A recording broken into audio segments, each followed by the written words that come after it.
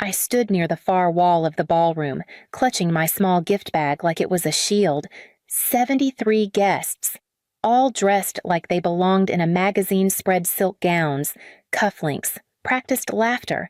The chandeliers caught every lie and made them sparkle. I wasn't supposed to be here. That thought looped in my mind as I watched my mother float from guest to guest like royalty. My father held court near the bar with a circle of men I recognized from base visits, military brass with permanent grins and expensive watches. And then there was Caleb, my brother. The golden child, decorated, beloved, effortlessly magnetic. He stood at the center of it all, basking in their praise like he hadn't ignored my calls for the last 3 months. Like he hadn't left me off the seating chart entirely until someone must have reminded him that I existed when he finally noticed me. It wasn't a reunion, it was a performance. "Celine," he said, lifting his glass in mock surprise, his voice just loud enough to hush a few conversations nearby. Didn't know they let freelancers in with the real professionals. A few polite chuckles. I smiled thinly, tucking my hair behind my ear. "Guess not everyone can serve their country," he added, sipping his drink. I tilted my head. "And not everyone has to be funded by someone else's trust fund to look impressive."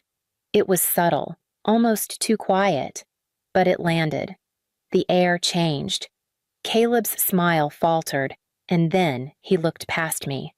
I felt it before I saw it, my father's presence. Heavy, heated. His hand closed around my upper arm. "What did you just say?" he asked. "Low and dangerous." I opened my mouth, but I never got the chance to answer. The slap cracked across my cheek like a rifle shot. Conversations stopped. Forks paused midair. Then his hand tangled in my hair, yanking me backward so hard my scalp screamed. The room blurred as I stumbled, heels slipping against polished marble. He dragged me toward the doors like I was garbage. I gasped, but the breath caught behind pain. My hands reached for balance, for mercy, for anything. I heard it next to the sharp, high sound of my mother laughing, not out of shock, out of amusement, like this was theater. Then the applause. One person, Caleb. "You had it coming," he said, smiling as he clapped. Like he was proud. No one stopped him, not one of the 73. Not one hand reached for mine. They watched, they whispered, but they let it happen. Outside, the air was cooler, the night too quiet. My father shoved me once more and let go. I stumbled forward, caught myself against a stone column, and straightened. My scalp burned, my lip bled. My chest ached not from injury, but from the shame that wouldn't stop blooming. I didn't look back. I walked toward the parking lot, my heels clicking against the concrete, each step heavier than the last, and my fingers already searching for my phone. I drove with one hand clenched around the steering wheel, the other gripping a wad of tissue pressed against my lip.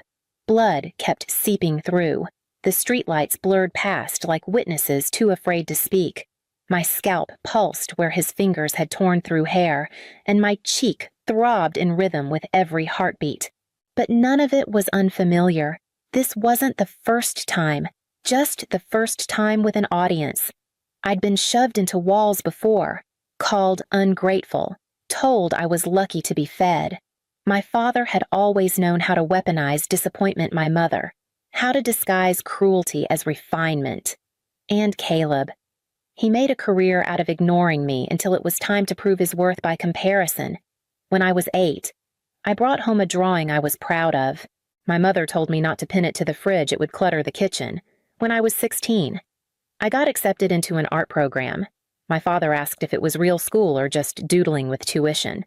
On my 25th birthday, I called Caleb. He didn't answer. Later, I saw photos of him celebrating at a rooftop bar with my parents. Tonight wasn't a betrayal. It was a summary. I pulled into my apartment lot, parked, and sat for a moment staring at the building. My hands were still shaking. My dress was torn at the shoulder, fabric ripped in the same spot he'd grabbed. I took a breath, then another. Inside. I flipped the bathroom light on and met myself in the mirror. Swollen lip, bruised cheek, tangled hair. My reflection looked back without flinching. "It ends tonight," I said aloud. I walked to the kitchen and pulled out my phone, scrolled past names I hadn't touched in years. Then I found it Dana Calder, back in school. She was the sharp one, studied contracts for fun, argued with professors, and won. I once lent her a textbook when she couldn't afford one. That was a long time ago. I hit call. The line rang twice. "Celine," she answered, groggy. "It's me. I need help." A pause. "Talk to me," she said. So I did.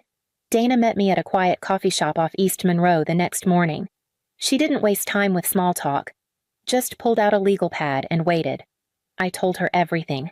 From the moment I walked into the ballroom to the second I slammed my car door shut and realized I couldn't keep pretending it was normal.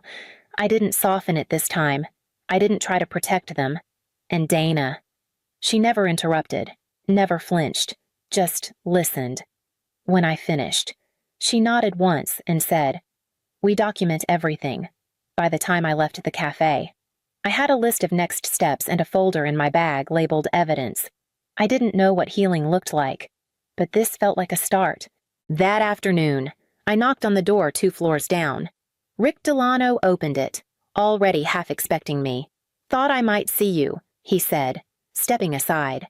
Rick had been my landlord for 3 years, the kind of guy who remembered to salt the sidewalks before a freeze and never asked questions about noise unless it sounded like danger. He used to be a cop. Now he worked freelance security gigs and sometimes, quietly, found things people didn't want found. I handed him the slip of paper Dana had given me: names, dates, a bank account number I barely remembered. "If there's anything off," I said. "I need to know." Rick took it, eyes scanning the list. "Off, kid. I can already tell you none of this is clean." That night, I sat on my bed, lights off, folder in my lap, staring at the bruises on my arms and the glow of my phone screen. A message buzzed through from Dana. "Start saving everything. This won't stay private." I read it twice. Then I opened a new album in my phone and named it Proof. Rick knocked on my door 2 days later, holding a manila folder that looked heavier than paper should allow. "Got something," he said, stepping inside without waiting for an invitation. I sat across from him at the kitchen table. He laid out the documents in quiet rows: bank statements, wire transfers, emails with clipped subjects like internal shift and fund transfer authorization. I didn't understand the numbers at first. Then I saw the account ID. It was mine. "Your father's name shows up here," Rick said, tapping the second page. "And again here, signing as trustee." The dates lined up with Caleb's promotion, with the new car my mother suddenly drove, with the pictures of golf outings I'd seen online, always tagged at the country club I never once stepped foot in. I picked up one document, a series of withdrawals over 3 years. The totals made my stomach twist. This was supposed to be mine. I said, my education, my future, used it to grease wheels. Rick muttered, "Promotion boards, donations to base foundations, even paid a publicist, all under your trust." He pulled out a printed email. The subject line read, "Ensure Caleb stands out." The body was short. His father was very persuasive. Dana arrived an hour later, skimming through the pages with silent intensity. "This isn't just misuse," she said. "It's fraud, maybe even laundering. We can go civil or criminal. Maybe both." I nodded slowly, but my hands were cold. The slap from my father had faded into a dull ache. But this was something else. They didn't just hurt me. They built everything they had from what was supposed to be mine. "I want it on the record," I said. Voice low.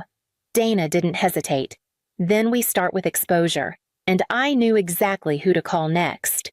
The invitation came through a text from my mother. "Let's talk this through like family. Come by tomorrow at 3.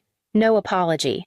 No explanation, just that familiar tone, soft enough to seem reasonable. sharp enough to cut if I didn't comply. Dana raised an eyebrow when I told her, "You're not going alone." But I needed to. I needed to see how far they were willing to go. Now that they knew I wasn't staying silent, their house looked the same. Too clean, too perfect. The lemon polish, the floral candles. I stepped inside, and time warped.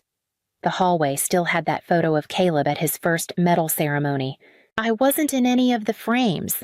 My mother met me with a smile stretched thin, pastel cardigan draped just right. "Celine," she said, as if saying my name gave her power over it. "Let's get to the heart of this." My father sat in the formal living room, a neat stack of papers on the coffee table. Caleb was there too, legs crossed, scrolling his phone like he didn't remember applauding while I bled. "We want to move forward," my mother said sweetly, quietly. My father added. He pushed the papers toward me. "An NDA, a waiver of legal claims, a check tucked inside, visible just enough to remind me what silence was worth to them." "That's your idea of resolving this," I asked. "You've made your point," he said, voice hardening. "Let's not drag this out." I scanned the room, and that's when I saw it. A small black recorder, poorly hidden near the lamp base. I almost laughed. They wanted to buy me off and trap me at the same time. I stood up, placed the papers back on the table. "You think this is about money?" I said quietly. It never was. My father's face darkened. "Don't play the victim." I leaned forward, meeting his glare. "I'm not playing anything. I came here to give you a chance. You had it. Now it's gone." My mother's breath caught. Caleb muttered something under his breath. I didn't stay to hear it. As I walked out, my fingers were already closing around my phone, and Jenna was already waiting for my call. I met Jenna at a small cafe near the courthouse neutral ground, quiet enough for what we were about to do. She looked different than I remembered from college, sharper, tired around the eyes, but still fast, still hungry. She slid into the seat across from me and took one look at the folder I'd brought. "This is everything she asked." I nodded. "Video, trust fund transfers. The rest is with Dana." She didn't ask why I was doing this. She knew. She flipped through the pages with practiced precision, her face unreadable. When she reached the part about Caleb's promotion being funded through my trust, she let out a low whistle. "They're not going to walk away from this," she said. That's the point. By the time I left the cafe, Dana had already released a legal statement formal, clear, cold as steel. The language cut straight through pattern of coercion, financial abuse, and physical assault. No embellishment, just facts. Jenna's article dropped 3 hours later. The headline was "Direct Local Businessman Caught on Camera. Assaulting Daughter Trust Fund Misuse." Alleged embedded at the top was the ballroom footage, my father's hand across my face, the drag by the hair, Caleb clapping, my mother smiling. Within minutes, it was everywhere. I didn't check the comments. I didn't have to. Dana called just before midnight. "3 clients have pulled out of your father's firm. Caleb's been placed on administrative leave." I sat on the edge of my bed, staring at the ceiling, the house I grew up in, the family that built themselves on silence and image they were crumbling. And I hadn't even said a word publicly, yet. As I hung up, my phone buzzed again. A blocked number, just one line. "You think you've won." The lawsuit hit 2 days later. Dana forwarded the notice with a short message. "They're going for defamation. We expected this." Attached was their version of the ballroom video. Edited, cropped, muted in parts and looped in others. In this version, my father looked calm. My voice was raised. It made me look erratic, unhinged, dangerous. "They want to control the narrative," Donna said during our call. "They're betting public perception will turn before we can file our counter." And for some, it worked.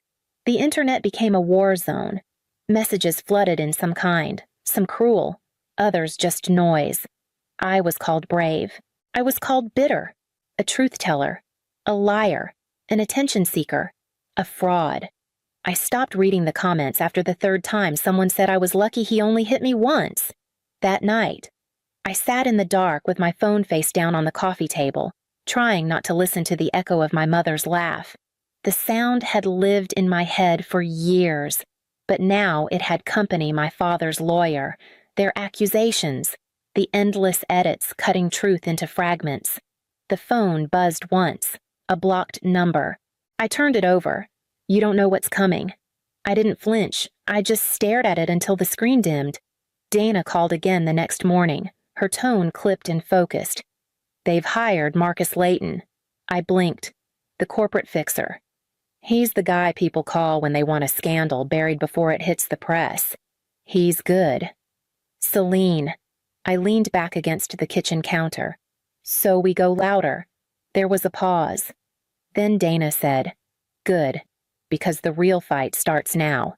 And I was already reaching for the next piece of evidence. The courtroom was cold in a way that had nothing to do with temperature. My father sat at the plaintiff's table in a suit I knew cost more than my rent. Caleb beside him, pale and stiff. My mother didn't make eye contact. Dana stood like she'd been born for this. She opened with the bank records precise, undeniable, transfers from my trust into shell companies. Then came the promotional invoices tied to Caleb's career. Finally, the voice recordings Rick helped recover casual conversations between my father and colleagues, bragging about redirecting family assets. The opposing counsel tried to object, but Dana was surgical. Every fact had a backup. Every backup had a signature. When it was my turn, I stepped forward and raised my right hand. My voice didn't shake. I told them what I remembered, not just the slap, not just the dragging, but the years leading up to it, the insults in private, the erasure in public, the money I didn't know I lost until someone else cashed it in. They didn't just silence me. I said, they spent me. The judge listened carefully, and when it ended, he looked directly at my father and said, "This court finds reasonable cause to open further investigation into possible criminal misuse of trust funds. Civil proceedings will be paused pending that review." Outside, the press had already gathered, flashes, microphones, voices calling my name. I stood there, not as their daughter, not as the girl dragged across marble tile, but as myself. "This isn't revenge," I said. "This is justice."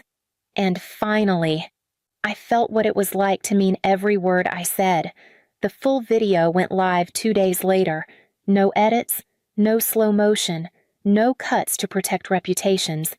Just truth. My father's voice sharp, then rising, his hand across my face. The moment he grabbed my hair, my feet scraping against the floor, Caleb clapping in the background, my mother laughing like it was entertainment. It spread fast. Faster than any press release, any article. It didn't need a caption. The silence of the room, the expressions of the guests, they said more than any headline could. By noon, Caleb issued a statement. He was resigning his post, citing mental health challenges and a desire to avoid distraction for his unit. By evening, 3 sponsors had cut ties with my father's firm. A 4th pulled out the next morning. His name was now listed in articles beside words like allegations, abuse, and investigation. I watched it all unfold from my apartment, coffee in hand, blanket draped over my shoulders like armor. I didn't feel triumphant. I felt still, not peaceful, not angry, just still, like something had finally stopped spinning. Later that night, I opened the top drawer of my dresser and reached into the back. The necklace lay tangled between receipts and rubber bands, the chain delicate, the clasp still bent from where my mother had ripped it from my neck the night of the party. I held it up to the light. The pendant wasn't worth much, just a small silver circle, etched with a wave pattern, a gift from someone who once told me I was stronger than I thought. I fastened it around my neck. It didn't feel like reclaiming the past. It felt like anchoring the present. And when I turned off the light and crawled into bed, I didn't think about what I'd lost. I thought about what I was finally building. The auditorium lights dimmed as I stepped onto the stage. Not a courtroom. Not a press conference. Just a room full of women and a few men who knew what it meant to be broken quietly. I hadn't planned to speak. I was just supposed to listen. But when they asked if I wanted the mic, my legs moved before I could second-guess them. I didn't tell them everything. Just enough. I spoke about the moment I walked into a party and left with a bruised face and clarity, about the line between silence and surrender, about how one phone call didn't change my life, but what did was everything I chose after it. I used to think boundaries were walls. I said, now I know they're doors. You just have to be the one to lock them. Applause came gently, not the kind that demanded performance, but the kind that held space. Afterward, I made my way toward the exit. People stopped me, some to hug, some to whisper their own stories. I didn't need to say much. Most of them already knew what I meant. Outside, the air was cooler than I expected. I pulled my coat tighter around me and reached for my phone. A new message blinked on the screen. Unknown number. Thank you. Because of you. I left too. I stared at it for a long moment, and then I slipped the phone into my pocket and kept walking.